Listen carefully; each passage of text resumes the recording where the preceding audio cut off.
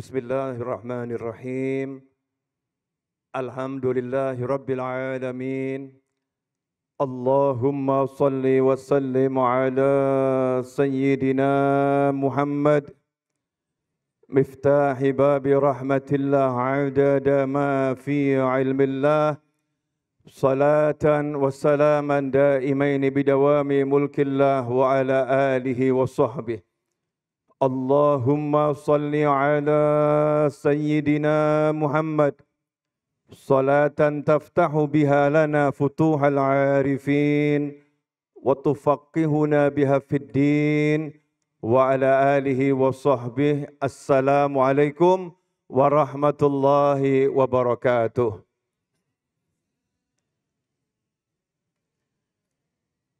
Alhamdulillah, pada malam puncak 288 milad Ponpes Sidogiri, Allah Ta'ala pertemukan kita bersama-sama thalabul ilm, yang tadi kita bersama-sama juga sudah mendapatkan begitu banyak ilmu dari Habib Taufik. Mudah-mudahan ilmu tadi menjadi ilmu yang manfaat untuk kita, untuk keluarga kita, untuk anak-anak kita, untuk orang tua kita, untuk sahabat kita, untuk masyarakat kita, dan untuk umat Nabi Muhammad SAW. Saya ucapkan kepada segenap masyayikh Sidogiri, terutama Kiai Haji Ahmad Fuad, jazakumullah khairan atas kerja kerasnya membina para santri, membina umat untuk selalu taat bersanad. Ya, untuk selalu taat bersanad. Karena tidak semua ketaatan itu menjadi ketaatan. Tidak semua kebaikan itu menjadi kebaikan. Tidak semua kemuliaan itu menjadi kemuliaan kalau ia tak bersanad sampai pada Nabi Muhammad sallallahu alaihi wasallam. Apalah artinya kemuliaan kalau kemuliaan itu bukan mulia karena Nabi Muhammad SAW? Apalah artinya kebaikan kalau kebaikan itu bukan yang diajarkan oleh Nabi Muhammad sallallahu alaihi wasallam? Alhamdulillah, kita berada di pesantren yang sanadnya tak terputus, nyambung terus sampai pada baginda Nabi Muhammad sallallahu alaihi wasallam. Sehingga ilmu yang diraih, ilmu yang dipelajari, ilmu yang diamalkan, di situ ada keberkahan yang susah diungkapkan dengan kata-kata, hanya bisa dirasakan oleh yang mengamalkannya dan orang-orang yang berada di sekitarnya. Insya Allah kurang lebih 10-20 menit saya akan bicara, mudah-mudahan barokah. Nawaitunya begitu. Kalau jadinya 10 jam ya wallahu a'lam. Manusia boleh berencana, tapi tak ada yang tahu bagaimana akhir dari rencana itu dan bagaimana jadinya. Kita hanya ditugaskan oleh Allah Subhanahu wa Ta'ala untuk berbuat yang terbaik, tapi kita enggak pernah mengerti kira-kira nanti bentuknya itu seperti apa dan akhirnya bagaimana. Ikhwani rahimakumullah, saya mau nyambung tadi yang disampaikan Habib Taufik. Mudah-mudahan barokah manfaat. Allah Subhanahu wa Ta'ala sebelum menciptakan manusia, sebelum menciptakan makhluknya, maka yang pertama kali oleh Allah Ta'ala berikan adalah sistem. Jadi sebelum penciptaan manusia, Allah Ta'ala pertama kali berikan sistem. Allah Ta'ala pertama kali berikan al-ilm. Allah berikan ilmu dulu, ajarkan ilmu dulu, baru Allah Subhanahu wa Ta'ala ciptakan manusia. Begitu urutannya. Jadi ilmu baru manusia. Bukan manusia, kemudian ilmu. Karena itulah dalam surat Ar-Rahman, Allah mewahyukan Ar-Rahman, 'allamal Qur'an, khalaqal insan. Ar-Rahman, 'allamal Qur'an, khalaqal insan. Allah yang Maha Penyayang, 'allamal Qur'an, mengajarkan Al-Qur'an, baru ayat berikutnya khalaqal insan. Allah menciptakan umat manusia. Jadi ilmu dulu, baru manusianya. Nah kalau kita sekarang ini berpikir sebaliknya, manusianya dulu baru ilmunya, tampannya dulu, cantiknya dulu, badannya dulu, baru ilmunya, maka kita nggak akan mendapatkan kesuksesan dunia maupun akhirat. Tapi kalau kita ilmunya dulu,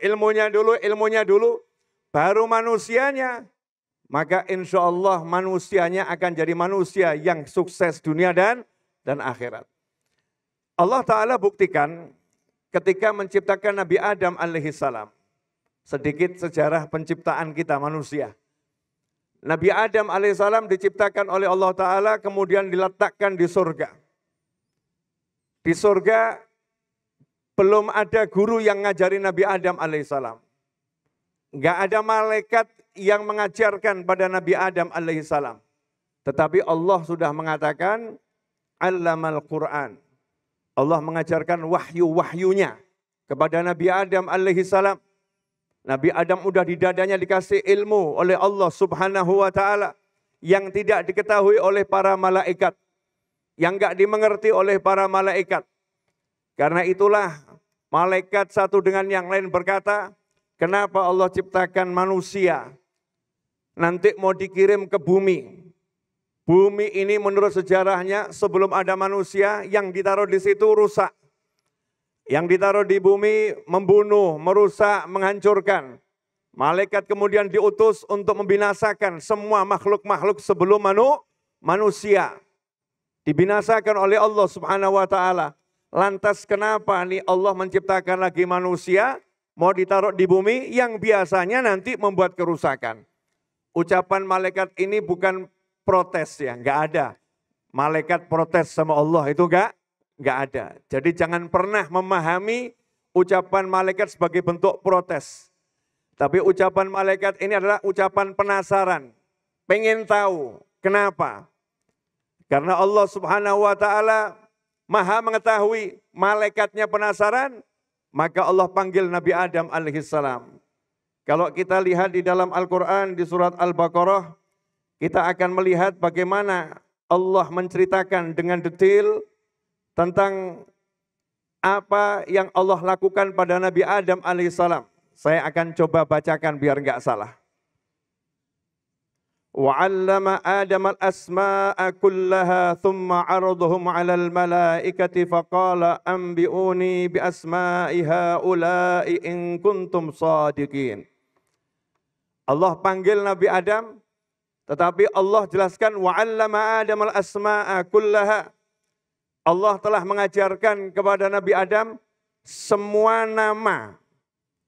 Semua nama yang dimaksud dalam tafsir banyak maknanya. Di antaranya adalah semua nama yang sudah ada, yang sedang ada maupun yang akan ada. Semuanya. Sampai kapanpun Nabi Adam sudah punya database-nya, sudah punya ilmunya. Nabi Adam udah dikasih tahu oleh Allah Subhanahu wa Ta'ala. Setelah Nabi Adam dikasih tahu sama Allah Ta'ala, Allah kemudian panggil malaikat, Allah kemudian panggil Nabi Adam, kemudian Allah pertontonkan kepada malaikat benda-benda tertentu. Benda-benda tertentu yang tidak disebutkan. Apa itu bendanya? Kemudian Allah katakan pada malaikat, coba kamu sebutkan, ini namanya apa? Itu langsung Allah yang nanya kepada malaikat, ini namanya apa? Maka malaikat menjawab dengan jawaban yang diabadikan dalam Al-Quran. Qalu subhanaka la ilma lana illa ma 'allamtana innaka antal alimul hakim. Para malaikat sontak berkata, semuanya sepakat mengucapkan satu kalimat, subhanaka la ilma lana illa ma 'allamtana. Maha agung, maha suci, maha besar, maha hebat Engkau ya Allah. La ilma lana, kami ini enggak punya ilmu illa ma 'allamtana, kecuali yang kamu ajarkan kepada kami. Lah yang ini kami belum punya ilmunya ya Allah. Enggak ngerti ini. Karena belum diajarin oleh Allah Subhanahu wa taala. Allah belum mengajarkan kepada malaikat ilmunya benda-benda tertentu tersebut, tetapi Allah sudah mengajarkan kepada Nabi Adam alaihissalam. Maka yang terjadi selanjutnya adalah qala ya Adamu ambihum bi asma'ihim. Allah berkata pada Nabi Adam alaihissalam, wahai Adam, sebutkan nama benda-benda itu. Maka Nabi Adam pun menceritakan satu demi satu. Ini namanya ini namanya ini namanya ini. Maka saat itulah Allah kemudian memerintahkan kepada malaikat, usjudu li Adam. Kalian semua sujud kepada Nabi Adam alaihissalam. Yang enggak mau sujud hanya iblis, aba wastakbar. Menolak dan menyombongkan diri. Mari kita bahas. Ini kisah ada dalam surat Al-Baqarah. Dan juga di surat Al-Kahfi disebut sedikit. Bagaimana Allah Ta'ala menunjukkan maqamul ilm. Pangkatnya ilmu. Nabi Adam itu diciptakan belakangan. Malaikat diciptakan duluan. Malaikat diciptakan dari cahaya. Nabi Adam diciptakan dari tanah. Karena itulah malaikat merasa punya kemuliaan. Dia dari cahaya, Adam dari tanah. Tapi malaikat tidak menyombongkan diri. Cahaya ini lebih mulia dari tanah. Allah kemudian menunjukkan kemuliaan itu bukan pada materi. Kemuliaan itu bukan pada zat yang namanya tanah, yang namanya cahaya. Kemuliaan itu pada al-ilm. Kemuliaan itu pada ilmu yang melekat pada zat tersebut. Ilmu yang melekat pada tubuh manusia. Ilmu yang melekat pada tubuh makhluk Allah Subhanahu wa taala menjadikan manusia itu mulia karena mendapatkan ilmu dari Allah Subhanahu wa taala. Maka saat itulah Allah menguji malaikat dengan ujian yang seharusnya malaikat itu lebih mampu menjawab dibandingkan Nabi Adam alaihissalam. Kenapa? Malaikat diciptakan sebelum Nabi Adam. Malaikat udah keliling jagat raya. Malaikat udah keliling alam langit, alam dunia. Malaikat udah ngerti apa yang di surga, apa yang di luar surga. Malaikat paham benar. Tetapi ilmu malaikat itu dibatasi oleh Allah Subhanahu wa taala. Dilimit, ilmumu hanya segini. Nabi Adam alaihissalam yang baru diciptakan, yang masih di surga, belum keluar kemana-mana, saat itu oleh Allah Subhanahu wa taala diberi ilmu laduni, tanpa guru, langsung dari Allah Subhanahu wa taala. Wa'allama, dan Allah mengajarkan kepada Adam. Ilmu ini namanya ilmu langsung. Ilmu dari Allah Subhanahu wa taala. Perhatikan baik-baik, yang ingin saya sampaikan ada satu hal yang menarik. Allah tidak mengajarkan ilmu tentang benda-benda itu langsung kepada malaikat. Allah Maha bisa mengajarkan langsung pada malaikat. Tetapi Allah ingin mengajarkan malaikat bagaimana caranya bersanad. Bagaimana caranya bersanad. Malaikat harus mengambil ilmu dari manusia yang diberi ilmu langsung oleh Allah Subhanahu wa taala. Setelah malaikatnya itu mengambil ilmu, malaikatnya diajarin adab. Diajarkan adab-adab kepada orang yang telah menjadi gurunya. Kepada orang yang ia belajar kepadanya. Malaikat diperintahkan sujud oleh Allah Subhanahu wa taala kepada Nabi Adam alaihissalam. Karena Nabi Adam muallimuhum, yang mengajarkan kepada mereka semua ilmu yang mereka nggak ngerti, yang seharusnya mereka hanya bisa dapat dari Allah Subhanahu wa taala. Allah taala menetapkan ada wakil-wakilnya Allah yang membawa ilmu-ilmunya Allah untuk diajarkan kepada makhluk Allah yang lain, kalau kamu mau ambil dari dia, kalau kamu ambil dari dia, penuhi haknya, maka kamu harus beradab kepadanya. Usjudu li Adam. Para malaikat semua disuruh sujud pada Nabi Adam. Apa karena Nabi Adam ganteng? Apa karena tingginya 30 meter, situna dhira, kurang lebih 30 meter. Apa karena Nabi Adam itu badannya besar, malaikat itu lebih kuat, malaikat itu lebih hebat, malaikat itu dari cahaya, malaikat itu lebih lama, diciptakan sebelum Adam alaihissalam. Tetapi kenapa malaikat disuruh sujud? Karena Nabi Adam alaihissalam di tubuhnya ada ilmu yang tidak dimiliki oleh para malaikat, dan malaikat baru saja belajar kepada Nabi Adam alaihissalam. Sujudnya malaikat ini perintah abadi. Usjudu li Adam itu perintah abadi. Bukan hanya saat itu. Maka sampai hari ini malaikat akan sujud pada anak cucu Nabi Adam alaihissalam yang melanjutkan apa yang dimiliki oleh Nabi Adam alaihissalam. Yang melanjutkan apa yang dimiliki oleh Nabi Adam alaihissalam. Sujud ta'zim. Malaikat akan menghormati, malaikat akan memuliakan, malaikat akan mengagungkan, malaikat akan mendoakan, malaikat akan berbuat sebaik mungkin untuk memuliakan manusia-manusia yang ia mau mengajarkan ilmu kepada manusia yang lain. Dan malaikat itu selalu menanti dapat tambahan ilmu, karena udah menjadi sunnatullah, malaikat hanya akan mendapatkan tambahan ilmu lewat manusia-manusia anak cucu Nabi Adam alaihissalam.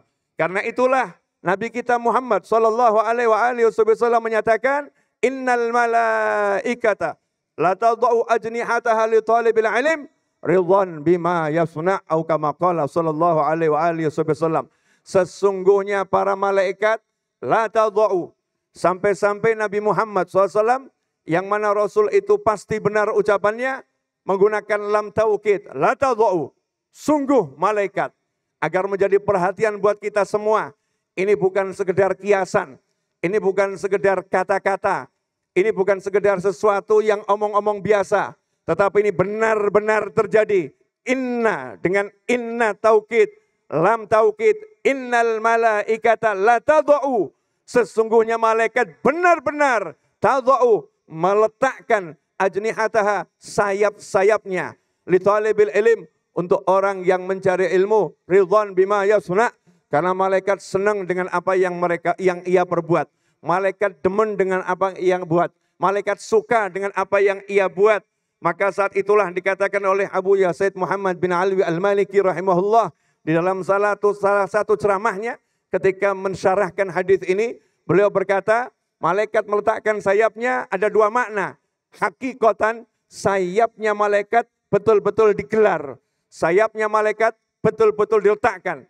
Seperti panitia Ponpes Sidogiri pada malam hari ini benar-benar menggelar karpet untuk diinjak-injak santri maupun yang mau naik ke panggung ini.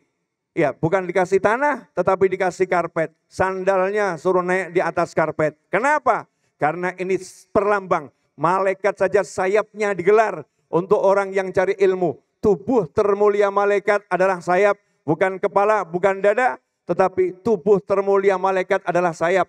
Malaikat itu berbangga dengan sayapnya. Semakin banyak sayapnya, semakin tinggi makomnya di sisi Allah Subhanahu wa taala.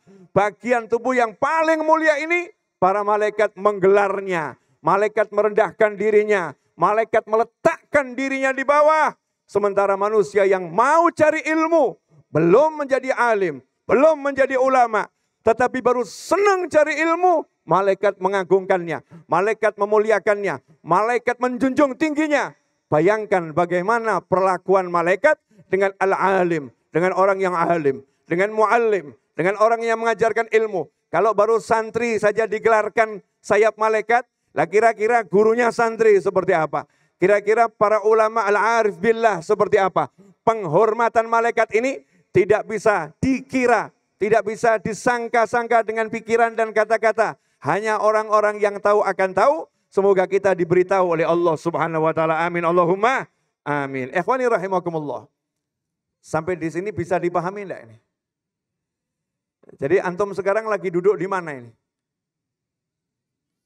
sayap malah malaikat. Karena apa? Karena ganteng. Karena punya pangkat. Karena punya harta. Karena punya sesuatu. Hanya karena satu kalimat. Thalabal ilm. Dia mencari ilmu. Karena dia mencari ilmu, maka langsung malaikat gelarkan sayapnya. Gak cukup itu. Saking senangnya malaikat ini sama orang yang cari ilmu, sampai malaikatnya itu setelah menggelarkan sayapnya, malaikatnya itu teriak-teriak, halummu ila hajatikum, halummu ila hajatikum. Kalau ada malaikat yang lewat dipanggil-panggil, parkir di sini, berhenti di sini, ini yang kalian cari, ini yang kalian cari. Malaikatnya woro-woro, malaikatnya panggil teman-temannya, kumpul semua di sini. Bayangkan bagaimana seorang manusia yang tubuhnya itu berhimpitan dengan tubuh para malaikat. Selalu didampingi tubuh malaikat. Maka manusia yang seperti ini, lahu malah. Sumpek itu enggak sempat ada di hatinya. Baru mau nempel, langsung nyingkir. Karena itu di majelis ilmu seperti ini, boleh dicoba dan dipraktekkan. Segala rasa suntuk didatangkan enggak mungkin bisa. Segala rasa sumpek didatangkan, dipaksakan model seperti apapun, enggak mungkin bisa. Yang punya masalah serut apapun, hadir di majelis ilmu, maka dia tiba-tiba kok rasanya lapang, rasanya tenang, rasa suntuknya hilang. Kenapa? Karena malaikat ada di situ, malaikat berdatangan, malaikat terus menggelarkan sayapnya. Dan malaikat mendoakan, Allah maghfirluh, Allah marhamuh, ya Allah ampuni dia, ya Allah rahmati dia. Ikhwani rahimakumullah. Satu hal yang tadi harus digarisbawahi, malaikat mencari ilmu dari manusia. Walaupun malaikat itu biasanya dikasih ilmu langsung sama Allah Ta'ala, tapi setelah ada Nabi Adam alaihissalam, malaikat cari ilmu dari manusia. Karena itulah malaikat Jibril alaihissalam ketika bertemu dengan Nabi Muhammad sallallahu alaihi wasallam dalam hadis Jibril yang kita kenal, hadis yang cukup panjang, mal Islam, mal iman, mal ihsan. Di akhir hadis tersebut, malaikat Jibril alaihissalam penasaran. Malaikat Jibril alaihissalam berupaya cari informasi. Malaikat Jibril alaihissalam cari ilmu dari Nabi Muhammad sallallahu alaihi wasallam dengan mengatakan mata sa'ah, kapan kiamat akan tiba? Suatu pertanyaan yang keluar dari topik. Topiknya tentang Islam, tentang iman, tentang ihsan. Tiba-tiba loncat. Kapan kiamat tiba? Ini keluar dari topik. Tetapi apa jawaban indah Nabi Muhammad SAW? Mal mas'ul anha bi'a'lam minas sa'il. Rasulullah enggak mengatakan saya tidak tahu. Rasulullah tidak mengatakan saya enggak ngerti. Rasulullah enggak mengatakan kiamat ilmunya Allah. Enggak. Tapi Rasul mengatakan mal mas'ul anha, yang ditanya tentang kiamat tidak lebih mengerti daripada yang bertanya. Yang ditanya enggak lebih tahu daripada yang bertanya. Rasul enggak ngomong aku enggak tahu. Tapi Rasul tawadhu, Rasul merendahkan diri sallallahu alaihi wasallam. Rasul mengatakan yang ditanya ini enggak lebih ngerti dari yang bertanya. Rasul enggak mengatakan aku tidak tahu. Tapi beliau mengatakan saya tidak lebih paham dibanding engkau yang bertanya. Itu tawadhu'nya Nabi Muhammad SAW. Kenapa dikatakan tawadhu'? Karena selanjutnya menjelaskan bahwasanya Nabi kita sebenarnya ngerti kapan itu kiamat. Saya kasih contoh. Kalau ada orang ditanya, Mas tahu enggak Ponpes Sidogiri di mana? Orang tadi jawab, wah saya ini enggak lebih ngerti dibandingkan kamu. Tapi saya akan kasih tahu ciri-cirinya Ponpes Sidogiri itu letaknya di mana. Nanti kamu kalau keluar tol, lurus aja sampai ketemu Ponpes Dalwa. Ketemu jalan raya, kamu belok kanan. Ya nanti ada lampu merah pertama, pertigaan, kamu belok kanan. Lurus saja terus tuh. Ya nanti ada mulai pertama ada toko basmalah. Di kiri jalan. Nah kalau kamu lurus lagi, ya nanti kira-kira dekat situ ada tanda-tanda itu, Ponpes Sidogiri. Pertanyaan saya, orang ini tahu nggak Ponpes Sidogiri di mana? Tahu atau nggak tahu? Nah, coba perhatikan hadis-hadis Nabi Muhammad SAW. Rasul mengatakan yang ditanya nggak lebih ngerti daripada yang bertanya. Tapi Rasul dalam banyak hadisnya menjelaskan. Kiamat akan tiba jika, kiamat akan tiba jika, kiamat akan tiba jika, kiamat akan tiba jika. Tanda-tanda kiamat itu kapan? Disebutkan detil oleh Nabi Muhammad Sallallahu Alaihi Wasallam. Artinya Nabi kita tahu tapi nggak boleh ngasih tahu. Yang pengen saya garis bawahi, malaikat Jibril berupaya ambil ilmu dari Nabi Muhammad Sallallahu Alaihi Wasallam. Selanjutnya, semua di sini kan ngamalkan subhanallah walhamdulillah wala ilaha illallah wallahu akbar wala haula wala quwata illa billah, atau la haula wala quwata illa billah sendiri. Subhanallah alhamdulillah wala ilaha illallah wallahu akbar. Zikir ini yang mengajarkan kepada kita Nabi Muhammad SAW. Rasulullah mengajarkan agar kita banyak baca al-baqiyat as-salihat. 4 kalimat zikir yang nilainya luar biasa. Subhanallah, walhamdulillah, wala ilaha illallah, wallahu akbar. 4 kalimat zikir yang nilainya luar biasa. Dan 1 kanzun min kunuzil jannah. Salah satu gudangnya surga. La haula wala quwata illa billah. Perhatikan, Rasul mengajarkan kepada kita semua SAW. Tapi Rasulullah dapatnya dari mana? Ada sanadnya itu. Jadi zikir ini didapat Nabi bukan tanpa sanad, ini ada sanadnya. Kapan didapat oleh Nabi Muhammad SAW? Ketika Mi'raj.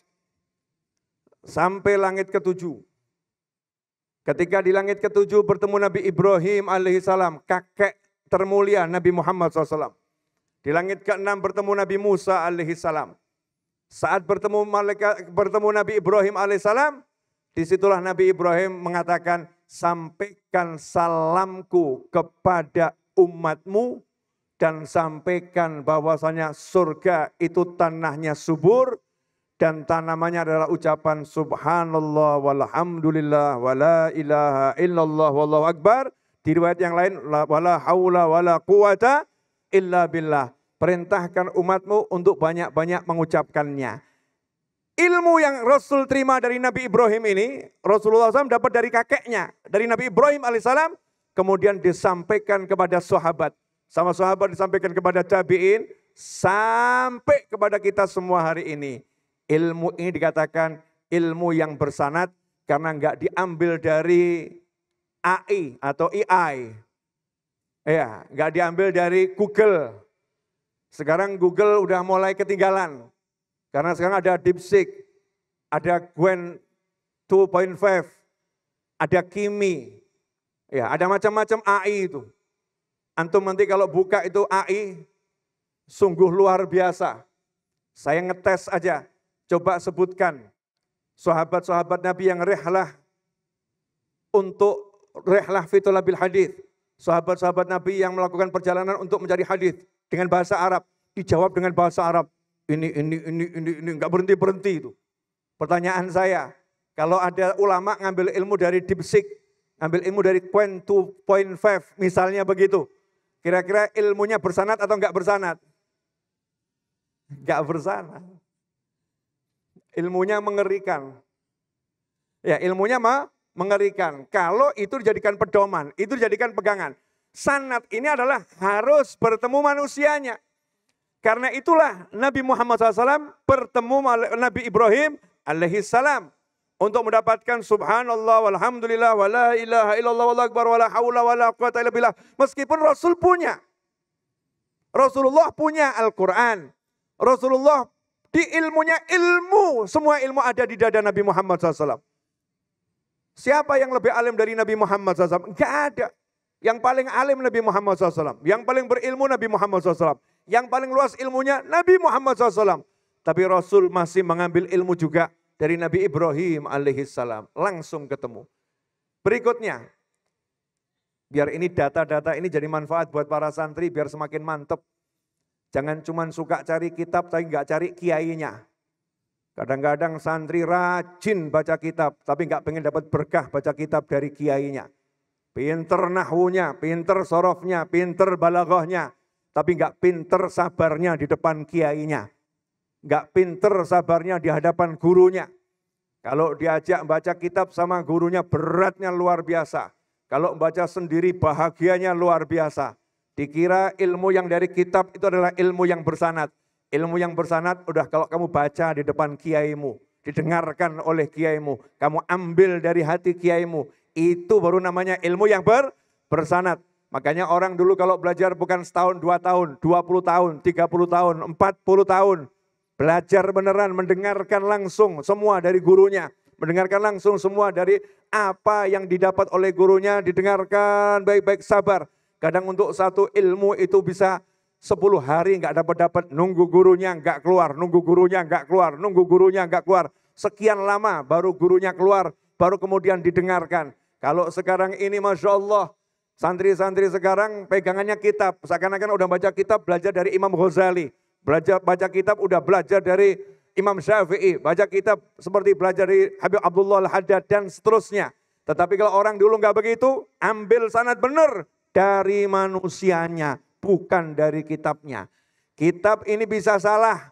Kitab ini bisa salah cetak. Kitab ini bisa salah tulis. Kitab ini yang baca bisa salah. Tetapi kalau kita mendengar langsung dari guru yang mengajarkan, insya Allah itu jauh lebih selamat. Karena itulah bersanad artinya ada verifikasi ilmu. Ilmunya terverifikasi. Betul enggak guru seperti ini? Gurunya mengatakan betul seperti itu. Ilmunya terverifikasi, ilmunya bisa dipertanggungjawabkan. Ikhwani rahimakumullah, saya ambil contoh.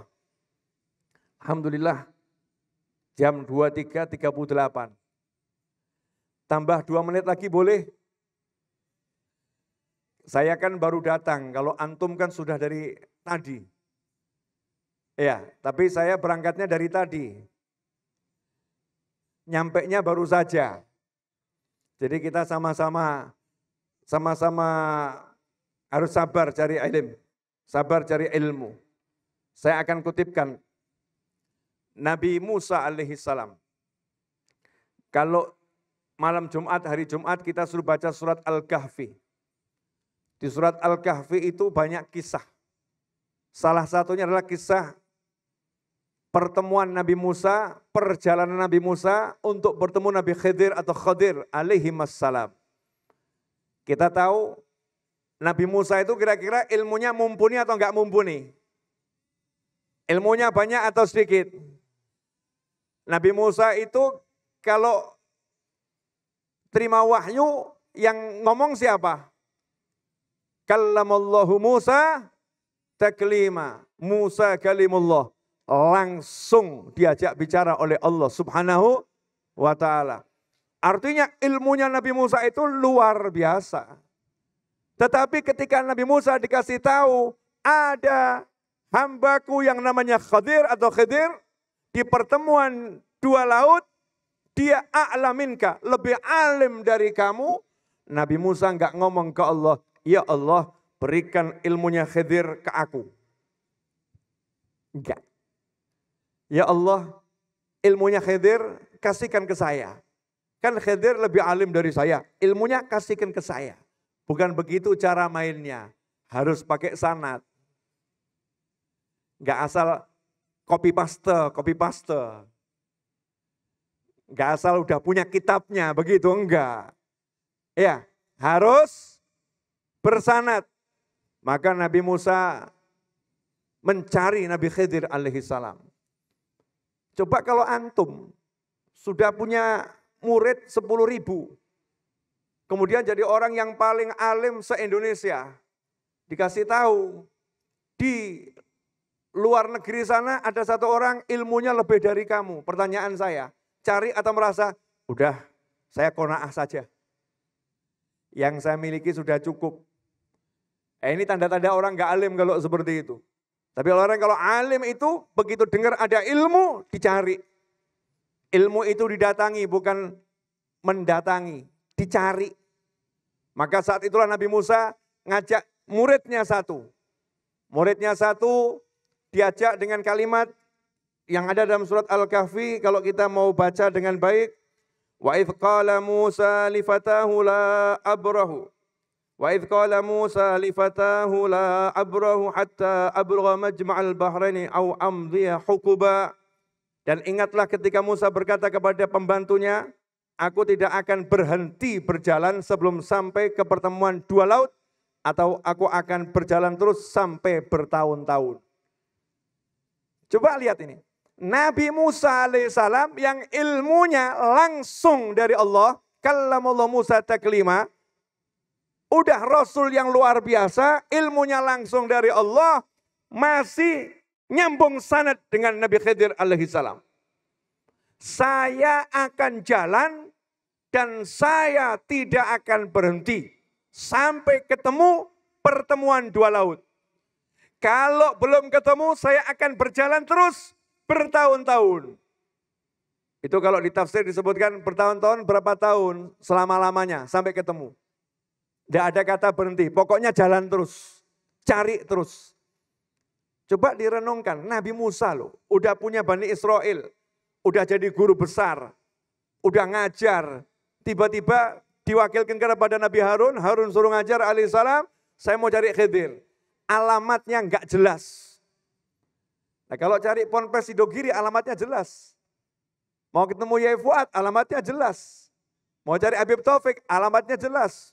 Mau ke Dalwa alasannya jelas. Kalau ada orang bilang dari Jakarta saya akan jalan kaki sampai ke Ponpes Sidogiri, masih masuk akal. Kalau ada orang dari Jakarta bilang saya akan jalan kaki sampai nanti saya ketemu pondok pesantrennya Habib Taufik, masih masuk akal. Kalau ada orang dari Jakarta bilang saya akan jalan kaki sampai ketemu Dalwa, masih masuk akal. Tapi kalau ada orang bilang saya akan jalan kaki sampai ketemunya dua pertemuan laut. Sementara pertemuan dua laut itu di mana enggak dijelaskan. Ini kira-kira tampaknya agak berkhayal atau sungguh-sungguh ini? Repot ngomongnya ya. Karena bukan khayalan, pertemuan dua laut itu nyata. Masalahnya Allah enggak ngasih tahu di mana. Pokoknya pertemuan dua laut, mau cari. Kesungguhan cari ilmu harus seperti Nabi Musa. Orang yang cari guru enggak seperti Nabi Musa, berarti belum niat cari guru. Kalau bilang gurunya di mana, kok enggak jelas. Ini Nabi Musa nyari Nabi Khidir itu alamatnya di mana enggak jelas. Cuman pertemuan dua laut. Sama Allah cuman dikasih kata kunci, bawa ikan asin mati, kalau ikan itu nanti hidup lagi, disitulah kamu akan ketemu Khidir. Pertanyaan saya Bapak Ibu sekalian, teman-teman semuanya. Ikan mati hidup lagi, ini masuk akal atau enggak masuk akal nih? Ya memang biiznillah betul ya. Biiznillah bisa hidup lagi. Tapi kalau nalar manusia, masa mau jalan sambil lihat ikannya terus? Dilihat ikannya, kapan kamu? Seperti GPS gitu ya jalan. Kan gak mungkin. Tapi semangatnya Nabi Musa alaihissalam mau cari guru, nyambung sana tadi, ditelusuri tepi laut. Sampai capek istirahat. Atina ghoda'ana, mana makan siangnya. Waktu makan siang dihidangkan, lihat ikannya gak ada. Nanya, lo mana ikannya? Oh tadi ikannya lari, kena air lari. Di mana? Di sana. Loh itu yang saya tunggu-tunggu, ikannya hidup lagi. Dan hebatnya murid Nabi Musa, lihat ikan hidup lagi, enggak gumun. Murid Nabi Musa lihat ikan hidup lagi, enggak wow. Enggak, kenapa? Karena fokus sama guru. Peristiwa yang mengagumkan, enggak mempengaruhi pandangannya pada gurunya. Gurunya buat dia segala-galanya, ikan mau hidup lagi, ikan mau terbang, ikan mau bagaimana enggak ngurus, yang penting guruku. Orang sekarang ada tamu, bertamu tempat gurunya. Tamunya tampak agak hebat, hatinya pindah ke tamunya. Na'udzubillah min dzalik. Ada enggak oknum-oknum model begitu? Ada enggak oknum-oknum model begitu? Ini di Al-Quran dijelaskan muridnya Nabi Musa lihat ikan hidup, nyantai. Bahkan enggak cerita sama gurunya, enggak ngomong sama gurunya, apa? Adaban. Enggak ngomong sebelum ditanya. Murid zaman sekarang ngeritik gurunya, Masya Allah. Ada enggak yang model begitu? Mungkin ada, tapi bukan di Sidogiri. Ya, mungkin ada, tapi bukan di Sidogiri. Wallahu a'lam di mana. Nah, ini coba perhatikan nih, surat Al-Kahfi tiap malam Jumat, hari Jumat suruh baca. Dibaca benar, direnungkan. Muridnya tuh nggak kaget, ikannya hidup lagi tadi, kena air. Wah, menakjubkan. Enggak, santai. Tadi di sana, ikannya hidup lagi. Loh itu, baru Nabi Musa ngomong, itu yang saya tunggu-tunggu. Cari, susurin kembali. Akhirnya ketemu Nabi Khidir alaihissalam. Setelah ketemu Nabi Khidir alaihissalam, apa kalimat gurunya Nabi Musa ini? Kamu gak mungkin sabar bareng saya. Innaka lan tastati'a ma'ya sabra. Dan bagaimana mungkin kamu bisa sabar? Wong ilmumu belum nyampe. Nabi, Rasul, Kalimullah mau berguru, dikatakan, gak iso sabar awakmu marang aku. Coba kalau antum punya ilmu yang luar biasa, datang mau berguru, terus sama orang yang mau ngajarin tadi dibegitukan, rasanya gimana itu? Mungkin marah, mungkin emosi, mungkin wah ini kok sombong amat ini ya. Seakan-akan tahu semua tentang ilmu saya dan lain sebagainya. Nabi Musa ketika ditanya, siapa kamu? Ditanya oleh Nabi Khidir alaihissalam, tidak mengatakan saya Rasulnya Allah Musa, enggak. Cukup satu kata, Musa. Siapa kamu? Musa. Tanpa gelar. Bukan ana Rasulullah Musa, enggak. Siapa kamu? Musa. Adab sama gurunya. Enggak menyebutkan pangkatnya, enggak menyebutkan kehebatannya, enggak menyebutkan yang dimilikinya. Datang 0, 0. Saya bukan siapa-siapa. Ana Musa. Saya Musa, mau belajar cari ilmu. Di situlah Nabi Khidir baru nanya, Musa Bani Israel, Musa yang diutus di Bani Israel, disitulah Nabi Musa baru mengatakan, iya. Terus dijawab, kamu gak bisa sabar ngadepin saya. Apa yang dilakukan Nabi Musa? Pulang kecewa, marah, dongkol, atau Nabi Musa mengatakan yang berbeda. Ternyata Nabi Musa enggak pulang, enggak marah, enggak dongkol, tapi maksa. Hal attabi'uka. Boleh enggak saya ikut kamu? Ikut, ngenger, khidmah. Boleh enggak saya? Nanti kalau ada waktu, ajarin saya. Sekelas Nabi Musa, tidak maksa gurunya ngajarin. Kadang santri sekarang berguru 1 bulan di satu pesantren, gurunya enggak ngajar-ngajar, enggak kuat, pindah ke pesantren yang lain. 1 bulan di sini saya enggak disapa, enggak diajak bicara, enggak dikasih ilmu, cuman disuruh nyapu, cuman disuruh ngepel, suruh bersih-bersih musola. Ikhwani rahimakumullah, Nabi Musa itu dibegitukan tuh sama Nabi Khidir alaihissalam. Diajak pergi naik kapal, enggak diajarin ilmu, enggak. Bahkan jangan nanya. Mau belajar enggak boleh nanya. Jangan nanya, sampai nanti saya kasih tahu. Kalau sampai kamu nanya, apa yang saya berbuat? Batal. Selesai. Proses ini diakhiri. Pertanyaan saya, berguru sama guru syaratnya enggak boleh nanya. Itu enak atau enggak enak itu? Enggak enak. Nah, yang enggak boleh nanya Nabi, yang enggak boleh nanya Rasul. Dan bukan yang sembarang Nabi, sembarang Rasul, yang pangkatnya luar biasa. Tapi demi mengambil sanad, karena sanad itu dari manusia. Demi mengambil sanad, Nabi Musa merendahkan dirinya, menundukkan dirinya. Nabi Musa terus ikut Nabi Khidir alaihissalam. Ikhwani rahimakumullah. Dan inilah yang dilakukan oleh para sahabat dan ulama sampai sekarang. Kita lihat ada Abu Ayyub Al-Ansari radhiyallahu ta'ala anhu yang melakukan perjalanan 1 bulan demi mendapatkan 1 hadis dari sahabat yang lain. Demi mendapatkan 1 hadis dari sahabat yang lain. Kemudian ada Sayyidina Jabir bin Abdullah radhiyallahu ta'ala anhu yang pergi melakukan perjalanan 1 bulan ke luar negeri demi mendapatkan 1 hadis dari sahabat yang lain. Hanya butuh sanadnya, nyambung pada Nabi Muhammad SAW. Saya mau kasih contoh begini. Misal ini buku.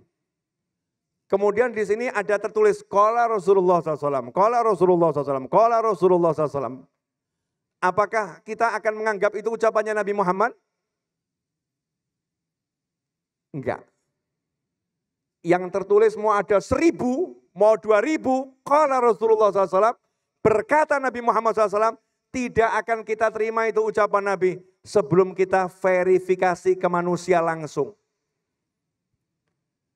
Ini yang ngomong siapa? Kalau Nabi yang ngomong fulan. Lah fulan ini dapatnya dari siapa? Dari fulan. Kita nanya, tuh siapa yang terakhir kali mendengar ini? Yang masih hidup siapa? Fulan. Kalau dulu itu ada catatan itu masih diverifikasi. Betul tidak ucapannya Nabi seperti ini? Betul tidak kalam Nabi seperti ini? Kalau benar, baru kita katakan, iya itu ucapan Nabi Muhammad SAW.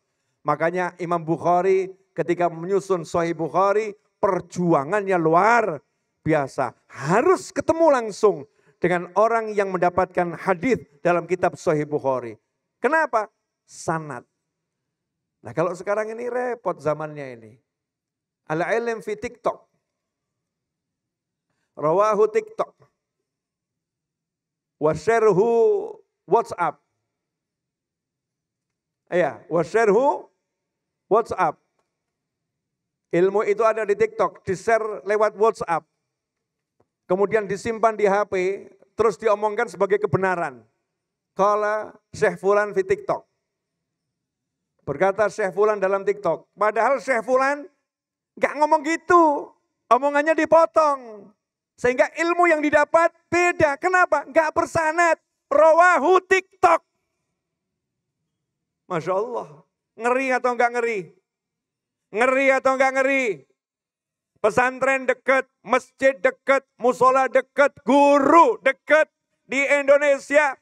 Cari itu lulusan pesantren di setiap kampung hampir ada. Gak mau verifikasi.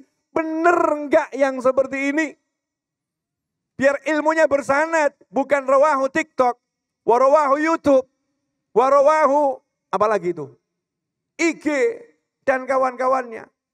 Nah ini di depan saya calon-calon penerus sanad keilmuan. Ya, calon-calon penerus sanad keilmuan. Orang lain mau modelnya bagaimanapun terserah. Sidogiri taat bersanad. Ya, Sidogiri taat bersanad. Mau dianggap kuno boleh, mau dianggap ketinggalan zaman boleh, mau dianggap apapun silahkan. Silahkan. Satu hal yang pasti, semakin kuno semakin hebat.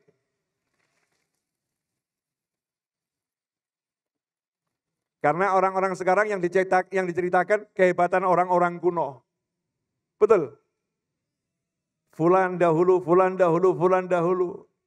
Gak menceritakan kehebatan orang sekarang. Jadi semakin kuno semakin hebat. Dan yang paling hebat adalah zaman Nabi Muhammad sallallahu alaihi wasallam. Ikhwani rahimakumullah, alhamdulillah Sidogiri udah 288 tahun. Mudah-mudahan bisa terus ada sampai akhir zaman.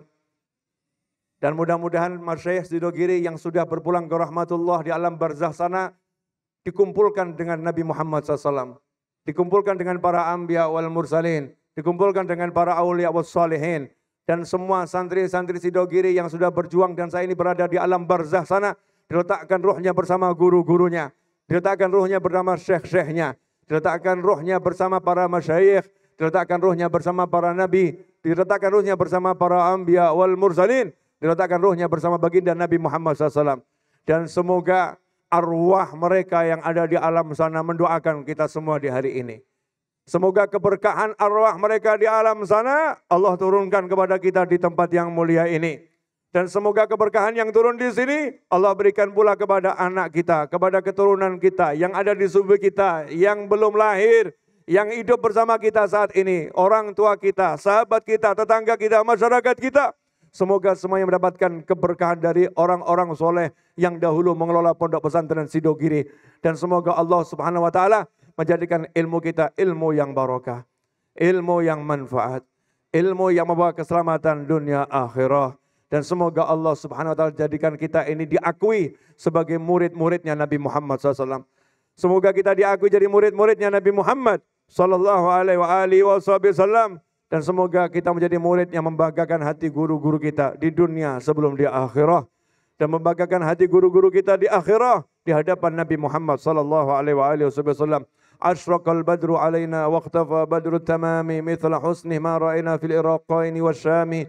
Rabbi faj'al mujtama'na ghayatu husnul khitami. Wa'tina ma qad sa'alna min atayakal jisami.